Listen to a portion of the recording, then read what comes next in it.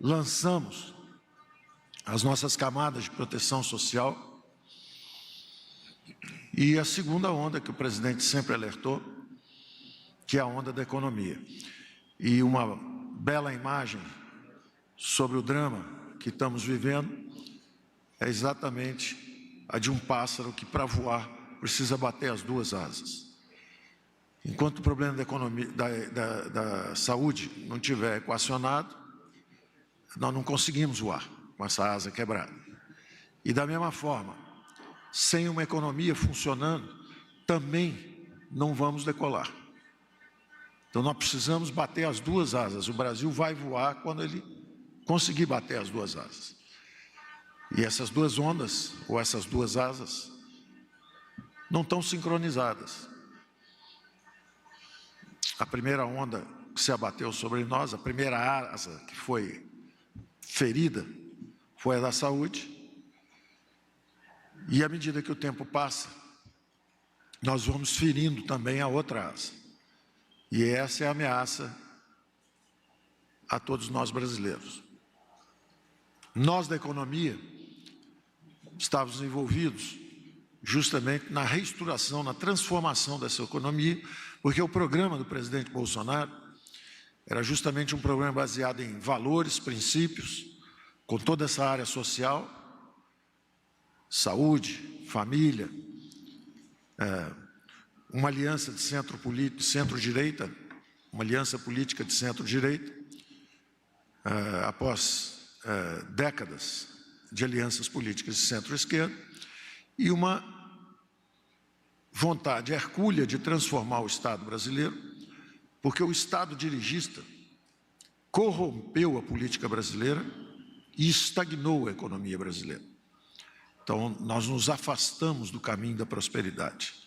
O Brasil, que era uma das economias que mais crescia no mundo, durante 2, 3, 4 décadas, foi a economia que mais cresceu no mundo no século passado, foi desacelerando, foi perdendo potência, e justamente quem mais dizia que cuidava de educação e saúde, enquanto os militares cuidavam da infraestrutura, e deixaram um legado de infraestrutura, quem devia cuidar de saúde e educação, deixou como legado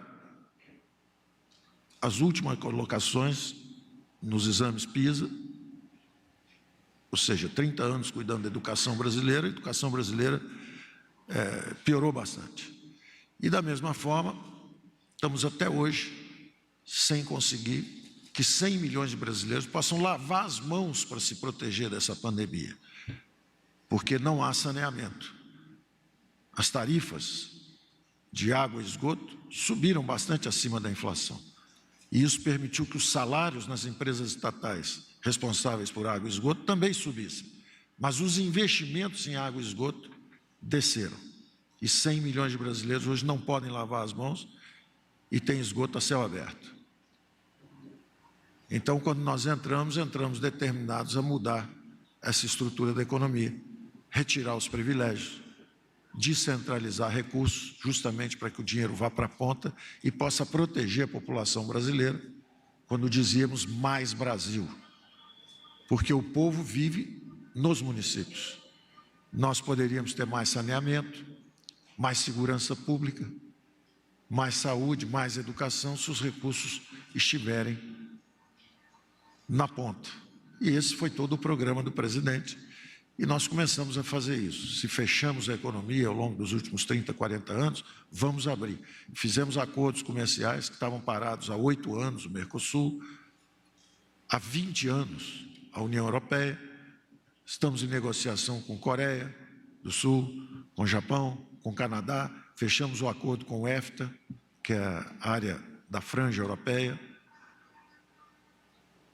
As privatizações, depois de um aquecimento inicial, temos agora o programa de aceleração, a simplificação dos impostos, a atualização do marco regulatório para disparar nos investimentos.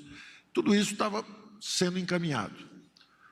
O apoio do presidente, sempre, um Congresso reformista e uma hipótese que eu sempre contei também, que foi verdade para algumas reformas econômicas, mas não tem sido justa para o governo como um todo, que é exatamente a hipótese que eu tinha, é que a mídia enxergaria a outra face do presidente, não só de disputa política, aguerrida, de às vezes falar um palavrão, eu brincava e dizia que eram maus modos, mas com grandes princípios, ao contrário de governos anteriores, onde havia aparentes bons modos e sem princípios. O Brasil foi saqueado e quebrou em todos os níveis, municipal, estadual e governo federal, apesar das boas maneiras dos dirigentes.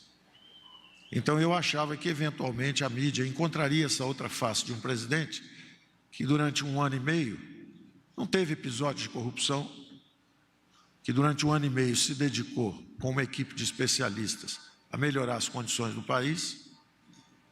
E espero também que o presidente veja o lado da mídia que ajuda as reformas, que empurra um Congresso reformista para as reformas e que houvesse essa aproximação. Essa hipótese de trabalho minha ainda não se verificou.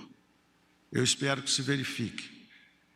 Eu acho que, para o bem do país, seria importante que todo esse esforço de transformação que o presidente representa, com 60 milhões de votos que recebeu, seja respeitado. Faltam 2 anos e poucos meses para a próxima eleição. Eu acredito que a democracia brasileira é vibrante, ela surpreendeu o mundo, que não acreditava que nós fôssemos superar os obstáculos.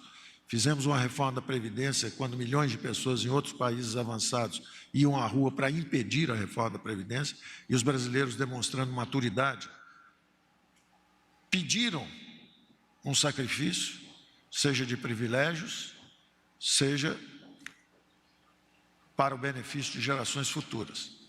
Então, essa atitude de seriedade que o governo tem merece respeito. Merece respeito.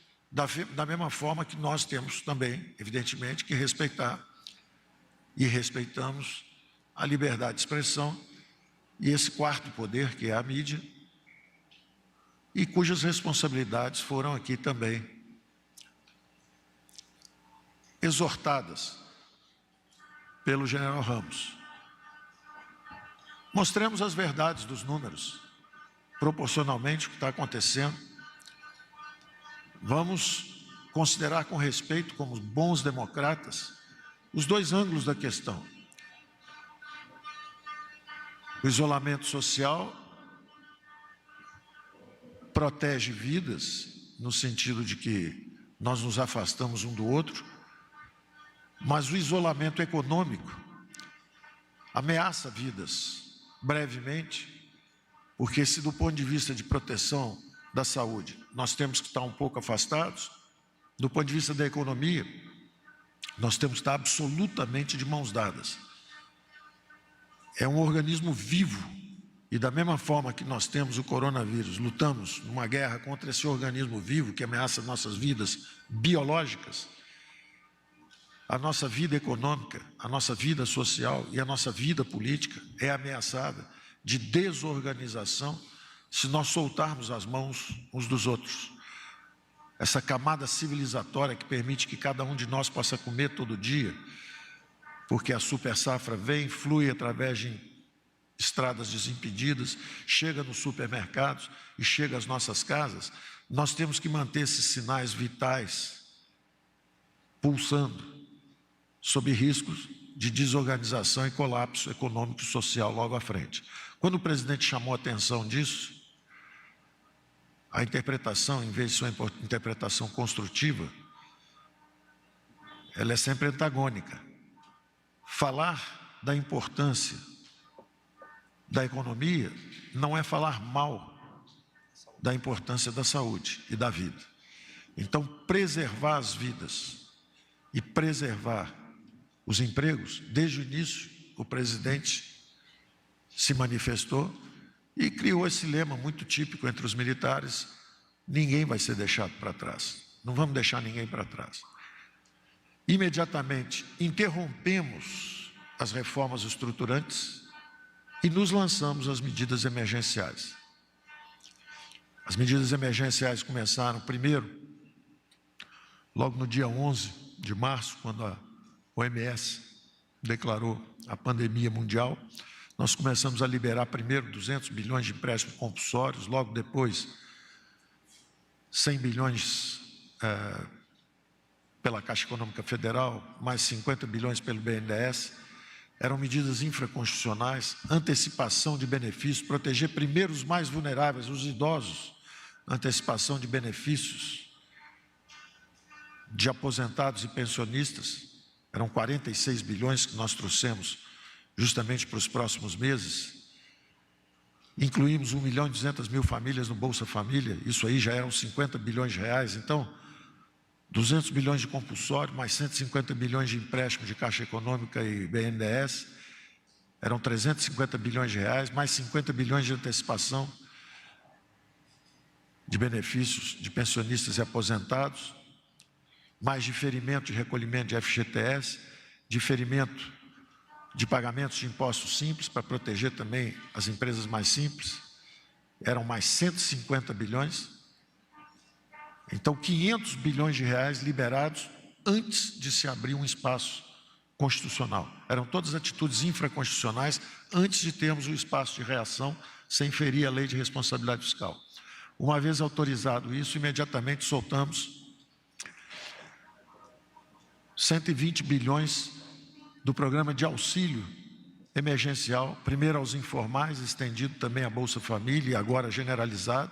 São 60 milhões de brasileiros que eram invisíveis, nunca pediram nada ao Estado e, de repente, o Estado se lembrou de que eles não podem ser abandonados. É a faxineira, era o jovem ou o idoso que vendia bala nos sinais, era quem vendia um refrigerante na praia, é o chofer de táxi que ficou do dia para a noite sem capacidade de ganhar a sua própria vida. E nós estendemos, então, já está em torno de 120 bilhões e possivelmente subindo, de auxílio aos informais.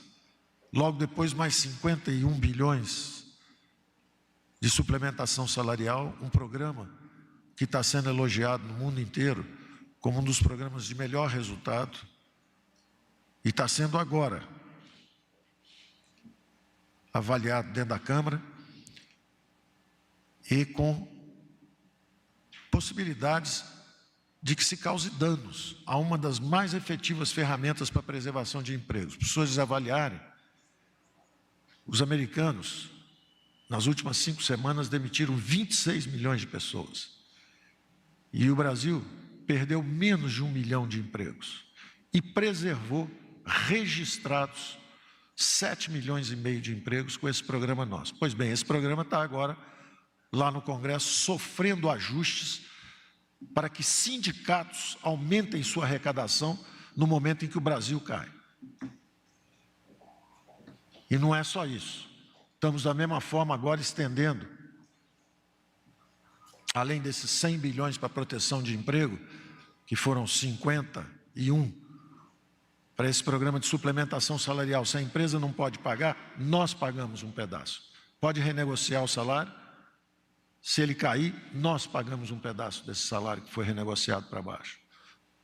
E além disso, para pagar a outra parte, se a empresa está com dificuldade, nós damos o capital de giro, são mais 40 bilhões.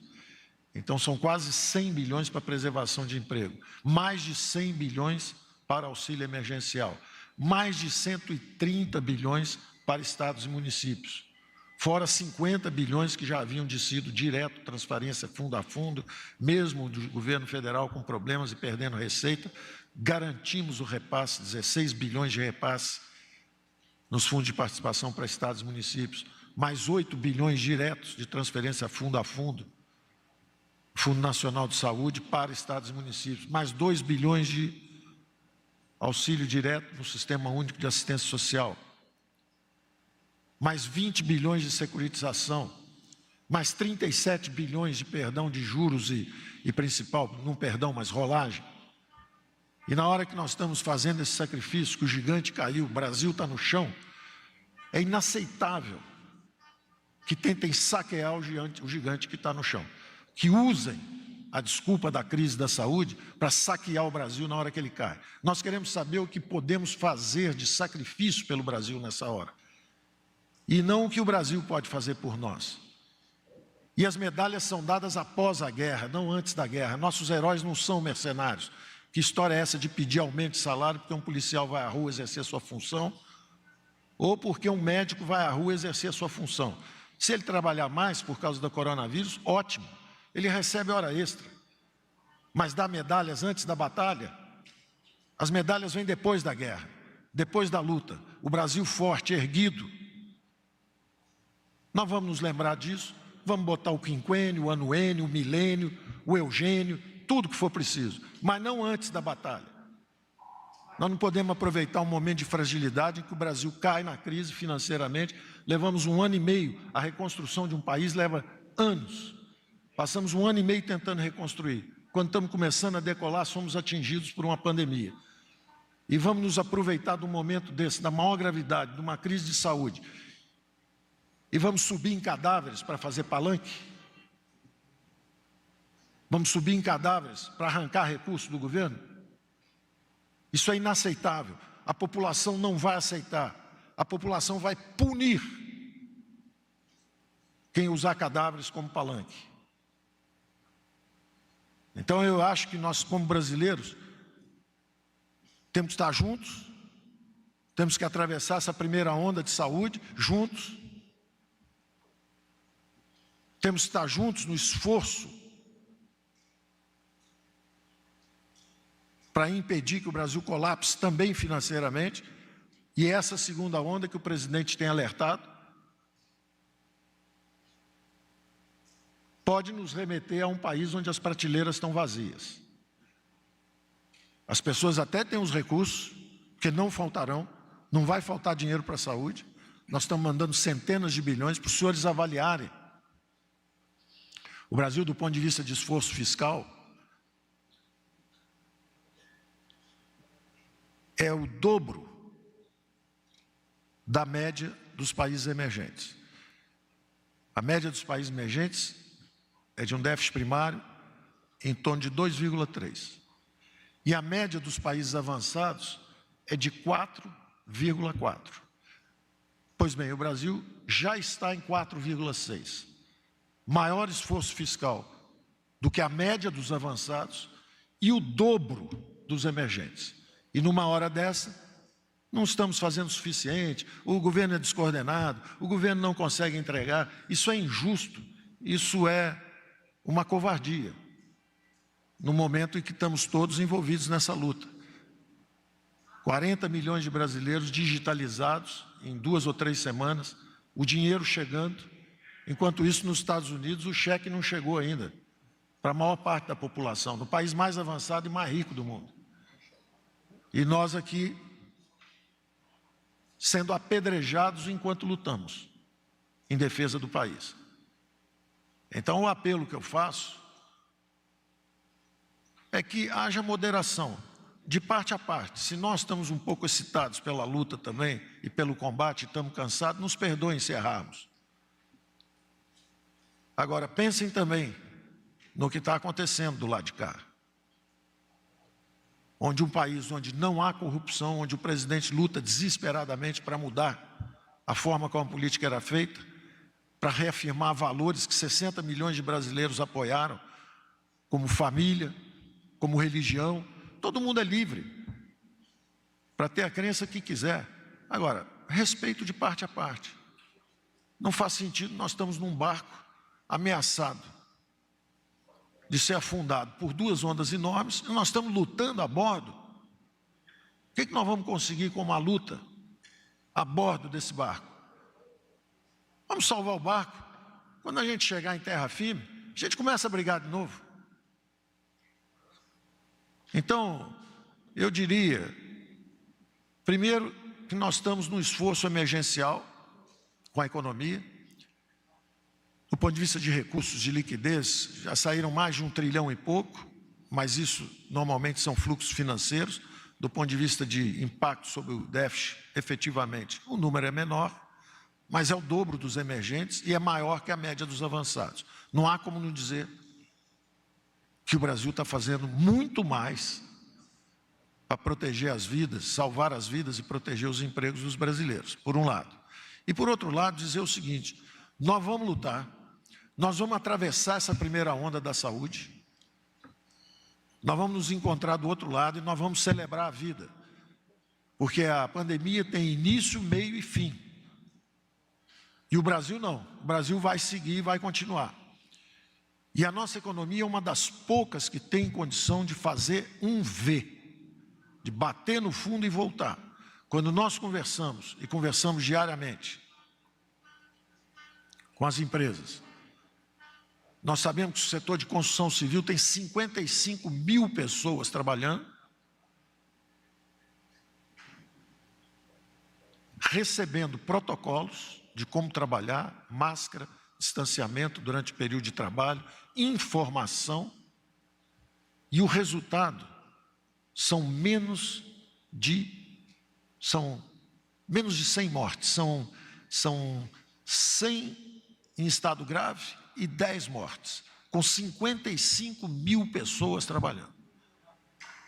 O que significa que, se houver um protocolo eficiente, esse trabalhador, às vezes com pouca informação, às vezes vivendo 5, 6, 7 pessoas num pequeno espaço confinado, a probabilidade da infecção ali é maior do que se ele estiver no trabalho bem cuidado e bem informado e sendo testado, porque é teste e tratamento. Teste e tratamento. Testou, está bom, segue trabalhando. Testou, está ruim, tratamento. Então, no setor de construção civil, são 55 mil funcionando assim. Quando nós conversamos, por exemplo, com a aciaria, que é o outro extremo, é alta intensidade de capital, pouco trabalhador, e eu perguntava sempre, como é que está o autoforno? Ah, já desligamos 6. E quando é que volta a derramar aço se ligar hoje? 30, 40 dias. Aí esses empresários vêm a Brasília para nos avisar que, se ficarmos fechados muito mais tempo, o autoforno esfria realmente, e quando você ligar de novo, ele só pega daí a 8 meses, 9 meses, 1 ano. Quando eles vêm nos avisar isso, da possibilidade de agravamento e colapso, o presidente, na mesma hora, sabendo da limitação dos seus próprios poderes, porque vivemos numa democracia, pede que essa informação seja levada ao Supremo Tribunal Federal. Porque o Supremo Tribunal Federal diz o seguinte, não é o presidente que decide isso, quem decide isso é o governo estadual e o prefeito. Na hora que o presidente leva essa informação lá, a interpretação, estão pressionando o Supremo. Não tem ninguém pressionando o Supremo. Consultou antes disso? Consultou, ligou para lá, perguntou, podemos ir aí? Temos informações importantes que nós gostaríamos de compartilhar. Aí vira a marcha da morte, em vez da marcha da vida. Então, esse tipo de interpretação não ajuda nada. Não ajuda nada, cria uma confusão danada. Entendeu? Eu reconheço que nós também, às vezes, não ajudamos. Eu mesmo saio de mídia, porque estamos trabalhando de manhã, de tarde, de noite, de manhã, de tarde, de noite. Se esclarecêssemos, conversássemos mais, podia estar muito melhor a informação, fluindo de parte a parte. Mas se você dá uma informação, vem 2 pedras, você dá uma informação, vem 2 pedras, você não perde tempo dando a informação, você vai trabalhar e mergulha. Então, eu acho que está na hora, já passou da hora, de nós fazermos um experimento. Vamos ficar sem jogar pedra um no outro, 10 dias. Vamos ver o que acontece com o país. Então, eu digo o seguinte, o Brasil é um dos poucos países que tem condição de fazer a recuperação em V. O Brasil estava começando a decolar quando o mundo estava em desaceleração sincronizada. Não sou eu falando isso. Eram as maiores economias do mundo reunidas em Davos, depois na reunião do FMI, e a avaliação deles era unânime. O mundo está descendo. E, para surpresa deles, o Brasil estava começando a decolar. Então, nós temos condição de fazer um V. Se nós continuarmos brigando a bordo, vai virar um U. Em vez de bater e voltar rápido, ela vai afundar e vai ficar um bom tempo antes de voltar. E isso só vai agravar a crise da saúde. E se brigarmos bastante, aí podemos fazer um L. Você bate, afunda e fica. E isso é muito pior para todo mundo. Então, nós temos que entender que são dois organismos vivos lutando. De um lado, nós, biologicamente, lutando contra um vírus, que tem princípio, meio e fim. Ele vai embora um dia. Nós vamos criar a nossa imunidade coletiva em algum momento. E, de outro lado, tem um organismo vivo, pulsando, que é a economia brasileira. E nessa nós temos que ficar de mão dadas. É o contrário da outra, onde nós temos que ficar distanciados. O que podemos fazer nos próximos 2, 3 meses?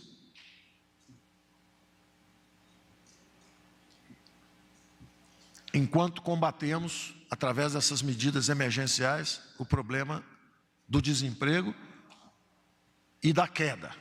Ela cai, pode voltar em V, pode voltar lentamente em U e pode ficar lá embaixo. Nós não vamos deixar ficar lá embaixo.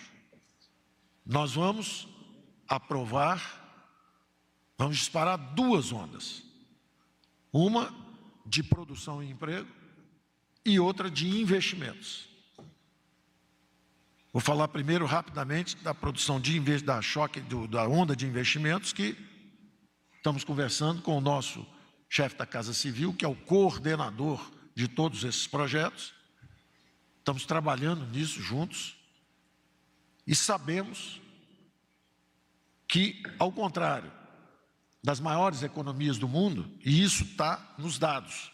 Por exemplo, o Brasil recebeu mais investimentos nesse primeiro trimestre, investimentos diretos de fora, do que recebeu no ano passado. Então, que história é essa que o capital está indo embora, que não quer ficar no Brasil, que não há crença e confiança no nosso governo? Nós tivemos mais investimento no primeiro trimestre desse ano do que no primeiro trimestre do ano passado. O Brasil é a única economia do mundo que está aumentando as exportações. O que era uma maldição virou uma bênção.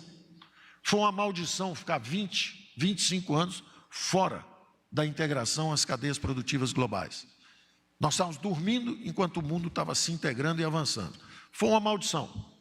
Mas, curiosamente, na hora que um meteoro atinge o Brasil e atinge o mundo, que é essa pandemia, o que era uma maldição virou uma bênção. As cadeias produtivas globais estão rompendo, uns param de encomendar dos outros, e o Brasil, que só vendia produtos agrícolas e minério, está vendendo produtos agrícolas e minério. E as exportações subiram em relação ao primeiro quadrimestre do ano passado.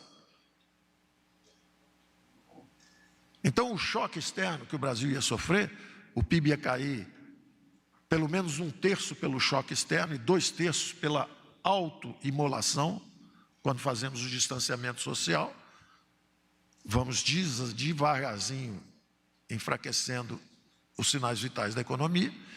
Esse 1/3 que viria de impacto externo não veio. Agora é conosco. Afunda-se, nós nos afundarmos. E essa reflexão é que o presidente nos convida a fazer. E diz, vamos pensar sobre isso. Pensem. É legítimo, é um outro ângulo. Tem um ângulo que é o seguinte, olha, pode acontecer isso, certo. Vamos proteger a saúde, escutamos bastante, como foi dito aqui, vemos isso diariamente na televisão, o dia inteiro, morrendo gente, sim. Péssimo, terrível para todos nós. Não há o que celebrar. Agora, vamos escutar o outro lado, pode morrer muito mais, hein? Porque daqui a pouco falta comida. Daqui a pouco a prateleira está vazia. E daqui a pouco é uma desorganização social. Então, vamos só escutar esse alerta. Em vez de jogar pedra uns nos outros, vamos ouvir uns aos outros, vamos nos ouvir uns aos outros. Esse é o convite, a reflexão. Do ponto de vista econômico, nós vamos disparar uma onda de investimentos. O marco do saneamento está no Congresso há 1 ano, está no Senado. Pronto, nossa equipe trabalhou isso 1 ano, o senador Tasso Gereissati, com a equipe dele, um belo trabalho ele fez, nós ajudamos, pronto para votar. Se votarmos hoje, daqui a 1, 2, 3 meses, quando a economia começar a reativar, já voltam os investimentos. São dezenas de bilhões de reais, podendo ser centenas de bilhões. E os brasileiros vão poder lavar as mãos, porque se essa doença ficar mais tempo conosco, é bom que alguns brasileiros daqui a 3 meses possam pelo menos lavar as mãos para tentar escapar dessa doença. É uma covardia deixar o brasileiro sem água enquanto a doença se propaga. Isso está pronto lá. A outra é o marco do setor elétrico. A Eletrobras precisa de recursos para o Brasil não sofrer um apagão lá na frente. Precisa investir 16 bilhões por ano, não consegue investir mais do que 3. São 3,5 que ela investe. Então nós precisamos avançar com isso também. São as privatizações que nós já estamos querendo fazer. Não dá para fazer agora, a Bolsa está mal. Mas se fizermos um V, no final desse ano, as bolsas antecipam, já estão subindo de novo, e estaremos lá com o marco do setor elétrico. Petróleo e gás natural, o choque da energia barata para reindustrializar o Brasil. Não vamos perder a pista, nós estamos nessa pista. São centenas de bilhões para petróleo e gás que vem por aí. Saneamento, petróleo e gás, eletricidade, infraestrutura, concessões. Vamos criar milhões de empregos. E agora mais ainda. Agora com a crise da saúde, vai ficar mais óbvio algo que eu tenho sempre insistido. É o mais cruel e o mais perverso dos impostos.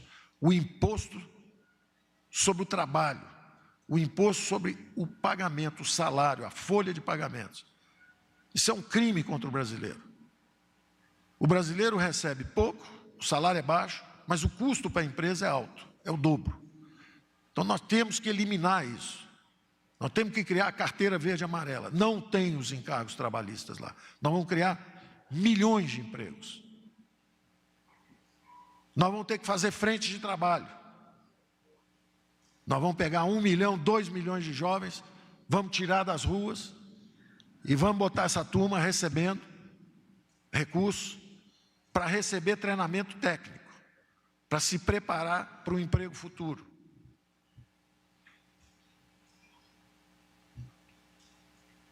Nós vamos seguir com a nossa reforma tributária, para criar um bom ambiente de negócio, para trazer investimentos para o Brasil. Não é porque nós fomos nocauteados, caímos, estamos no meio da confusão e do incêndio, que nós vamos perder o rumo. Nós estamos com a bússola na mão, nós sabemos onde é o norte. E nós vamos voltar para o norte. E nós vamos vencer a Segunda Guerra também. Nós vamos atravessar essa primeira onda da saúde, juntos, brigando menos. E nós vamos atravessar a segunda onda também, que é essa econômica. Então eu quero que saibam que nós estamos trabalhando, que há uma determinação. O presidente é um homem determinado. É um homem determinado. Vocês estão assistindo a mais um episódio agora, que nós derrubamos as 3 grandes despesas. Primeiro era os privilégios da Previdência, segundo era o paraíso dos rentistas, todo mundo vivendo de renda, os juros desabaram, pagávamos aí 400 bilhões todo ano, agora está abaixo de 260, 250. Estamos economizando esse dinheiro, que antes era para rentistas e agora está à disposição justamente da área social. Eu digo sempre à ministra Damares, um pouquinho de dinheiro assim faz um trabalho gigantesco. Enquanto isso, nós pagamos centenas de bilhões em pagamento de juros por incapacidade de controlar nossas próprias despesas. Então precisamos agora, nesse momento, eu estou pedindo apoio agora, nesse momento, precisamos da contribuição do funcionalismo público. Dezenas de milhões de brasileiros estão sendo demitidos, milhares de empresas estão fechando. Só estamos pedindo uma contribuição. Isso vale para funcionalismo de prefeitos, governadores, prefeituras, estados e municípios, né? Municípios, estados e o governo federal. Estamos pedindo o apoio dos prefeitos, dos governadores e da Câmara e do Senado. Não queremos tirar nada de ninguém. O presidente disse, não houve planos de cortar 20% dos salários, teve gente na Câmara estudando isso, nós sempre tivemos a mesma posição. Não vamos tirar nada de ninguém. Só vamos pedir uma contribuição. Por favor, enquanto o Brasil está de joelhos, nocauteado, tentando se reerguer, por favor, não assaltem o Brasil. Não transformem, num ano eleitoral, onde é importante tirar o máximo possível do gigante que foi abatido. Deixa ele levantar. Não permitam que as despesas extraordinárias que nós estamos tendo, distribuindo esses recursos para estados e municípios, não permitam que esse dinheiro que está sendo dado de boa fé para ajudar a guerra da saúde, não permitam que isso vire aumento de funcionalismo. Porque se acontecer isso, o que era uma despesa transitória de uma guerra na saúde que tem princípio, meio e fim, virou um aumento permanente de despesas. E aí o que vai acontecer? Imediatamente, na hora em que essas despesas sobem, o mundo e os brasileiros, olhando para o Brasil, vão dizer o seguinte: abriu a porteira, os juros agora vão começar a sair, porque o governo está de joelho de novo, quebrado, precisando de empréstimo. Volta o paraíso dos rentistas, sobem os juros, desaparecem bilhões, centenas de bilhões rapidamente. Nós tivemos um pequeno ensaio disso há 2 ou 3 semanas atrás, quando falamos que íamos sair do buraco cavando mais fundo. Vamos fazer um PAC mais fundo. O PAC quebrou o Brasil, o PAC da Dilma. Então vamos fazer um PAC mais fundo, vamos furar mais um pouco para ver o que a gente faz. Evidentemente não foi isso que a Casa Civil falou, não foi isso que o presidente falou, não foi isso que o general Ramos falou. Mas a interpretação foi essa. Bastou essa interpretação, sumiram 120 bilhões em 2 ou 3 dias. Fora os 200 bilhões que foram destruídos de valor das companhias nas bolsas. Mas o mais importante, quando as taxas de juros começam a subir, num sinal claro de desconfiança na capacidade financeira do Brasil, o Brasil está de joelho de novo. Quando isso acontece, voltam as transferências de renda para os rentistas, transferências perversas de renda. Damares, me dá aqui o dinheiro dos índios, me dá aqui o dinheiro das crianças, me dá aqui o dinheiro dos pobres, porque nós temos que entregar para os rentistas. Ou eles não vão financiar os nossos gastos. Então, nós estamos dando adeus a esse mundo, nós estamos indo embora desse tempo, nós estamos criando um caminho da prosperidade novo. E nós sabemos onde é esse caminho. E não é o fato de terem nos derrubado que nós vamos perder a energia, a determinação e o senso de direção. Isso está sendo conversado agora. O presidente assumiu o compromisso publicamente que ia vetar esse aumento. Agora, o que adianta um presidente vetar, e ele me pergunta isso, se quando ele veta, o Congresso derruba o veto? É para que isso? É para impor uma derrota política ao governo? É para voltar ao caos dos juros altos? É para desorganizar a economia brasileira? É para transformar numa farra eleitoral um gesto de grandeza nosso de mandar recursos contra a guerra da saúde? Essa é a pergunta que está no ar. E essa pergunta agora envolve as próximas 2 semanas, que serão decisivas.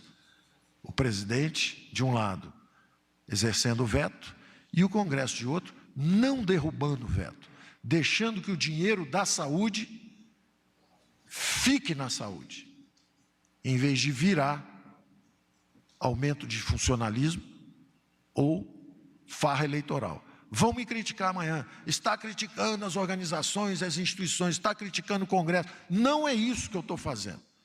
E aí volta o apelo do ministro Ramos. Eu estou dizendo uma coisa, vamos ver o que eu vou ler amanhã. Eu estou pedindo uma contribuição do funcionalismo público brasileiro, eu estou pedindo ao Congresso que não vete, que não derrube o veto do presidente. Eu estou pedindo ao Congresso que faça o que eu acredito que nós somos. Uma grande sociedade aberta, uma democracia dinâmica, onde os poderes vão demarcando seus territórios e atuando. A Câmara, generosamente, no caso da Previdência, fez alguns cortes e não há problema nisso. Eu nunca reclamei. Foi aprovada uma reforma da Previdência onde a Câmara fez alguns cortes. Agora, os governadores fecharam um acordo de 90 bilhões, de repente volta uma proposta de 220 bilhões. É demais. Quebra a União. Nós não podemos garantir as receitas dos estados e se ficarmos em isolamento muito mais tempo. E se cair o ICMS, o ISS de 5 mil municípios também por muito mais tempo? Nós vamos quebrar a União? Como é que eu posso assinar um compromisso de ressarcir todo mundo por isso? Esquecem-se que nós também estamos perdendo as receitas. Podemos nos endividar? Sim, mas há limites. Ou os juros começam a subir e desorganizamos o Brasil de novo. Então, quando isso aconteceu, eu pedi socorro à Casa da República. Eu fui ao Senado e pedi socorro. E o Senado ajudou e desenhou um projeto. E aí dizem que o próprio líder do governo foi lá e furou. Que negócio é esse? Na hora que o Brasil está caído? Que história é essa? E aí o presidente me diz, não, Paulo, isso aí foi uma manobra política lá, nós não podíamos sofrer uma derrota inútil, mas conte com o meu apoio, nós vamos fazer esse veto. Agora, não queremos que haja uma exploração política. Eu veto, eu tenho o ato de coragem, determinação que os brasileiros querem, e aí o Congresso vem e derruba. Cabe a mim alertar ao Congresso o seguinte, senhores, vamos refletir, vamos pensar, se o presidente da Câmara quer cortar 25% os salários, por que não só manter constante? Trabalhe por isso, presidente Rodrigo Maia, colabore conosco como colaborou quando fizemos a reforma da Previdência. É uma hora de assumir as lideranças, fazer as coisas difíceis. O importante para o Brasil não é só que a liderança política procure a popularidade. O presidente é popular, ele não é populista, ele é popular. Ele toma as decisões difíceis. Quando ele alerta para a segunda onda, ele foi apedrejado, todo mundo criticando, mas ele mantém o alerta dele para a segunda onda. Agora a mesma coisa, se ele tiver que vetar, ele veta. Agora, não transformem isso num ato inútil. Esse é o pedido que eu faço, de colaboração, de que nós sejamos bem interpretados. A democracia brasileira tem funcionado, os poderes demarcam seus territórios, o presidente não fez nenhum ato contra esse funcionamento. Quando um ministro do Supremo diz alguma coisa e pede a ele que não faça um movimento, ele respeita. Alerta, diz, olha, acho que estão invadindo meu território, mas respeita. Então, e eu acredito nisso. E nós estamos aperfeiçoando as nossas instituições. A política já mudou, ela hoje é temática. Ela hoje é quem é a favor da defesa, da vida e do patrimônio, podendo estar armado, quem é a favor da família, que a política nossa já é temática, não é mais toma lá da cá, não tem nada disso. Tem um centro democrático se formando para apoiar politicamente o governo, é um centro democrático, ele é programático, ele não é fisiológico. Então, nós estamos nos observando, todos nós a nós mesmos, e nós estamos construindo uma sociedade melhor. Eu quero acreditar nisso, peço aos senhores que nos ajudam nisso. Tá certo? Muito obrigado.